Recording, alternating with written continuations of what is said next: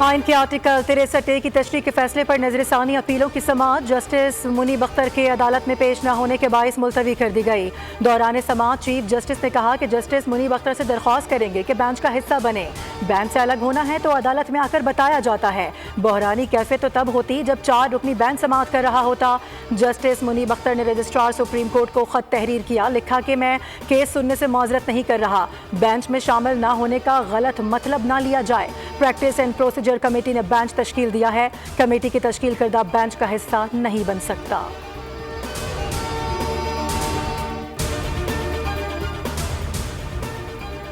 Punjab election tribunals के मामले पर सुप्रीम कोर्ट ने लाहौर हाई कोर्ट के सिंगल बेंच का फैसला कलअदम करार दे दिया। लाहौर हाई कोर्ट के फैसले के खिलाफ इलेक्शन कमीशन की अपील मंजूर कर ली गई। अदालत ने अपने फैसले में कहा है कि लाहौर हाई कोर्ट की सिंगल बेंच का फैसला बतौर अदालती नज़ीर भी पेश नहीं किया जा सकता। हाई कोर्ट जज ने चीफ इलेक्शन कमिश्नर और चीफ जस्टिस की मुलाकात न होना मद्देनजर नहीं रखा। अगर मुलाकात न होना मद्देनजर रखते तो ऐसा फैसला न आता।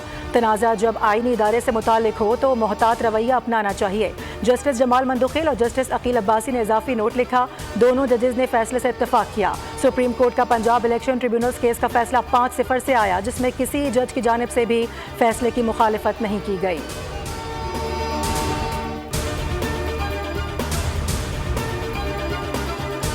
पेशावर हाई कोर्ट में लापता अफराद केस की समाअत वज़ीर आला खैबर पख्तूनख्वा अदालत में तलब। चीफ जस्टिस ने रिमार्क्स दिए, अली अमीन गंडापुर 5 बजे तक पेश हो जाएं। जमानत के बावजूद कैसे किसी को गिरफ्तार किया जाता है, कानून पर हम कोई समझौता नहीं करेंगे, इस केस को अब फैसला करेंगे।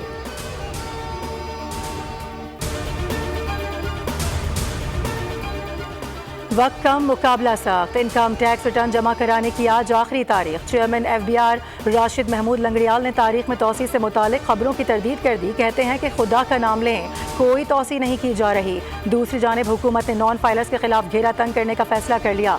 ज़राए के मुताबिक 1 अक्टूबर से नॉन फाइलर्स के खिलाफ सख्त क्रैक डाउन शुरू कर दिया जाएगा।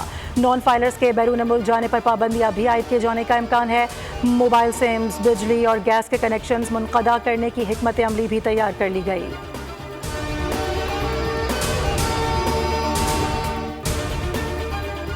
और वज़ीर आला पंजाब मरियम नवाज ने एक और वादा पूरा कर दिया। होनहार स्कॉलरशिप प्रोग्राम की रजिस्ट्रेशन का अमल शुरू। 50 public sector university, 16 medical colleges और 131 ग्रेजुएट कॉलेजेस के तलबा को स्कॉलरशिप्स दी जाएंगी। प्रोग्राम से आइंदा 4 सालों में 1,20,000 तलबा मुस्तफीद हो सकेंगे।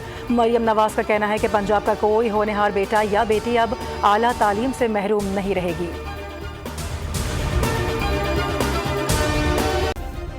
सब्सक्राइब करें और बेल दबाएं ताकि कोई खबर रह न जाए।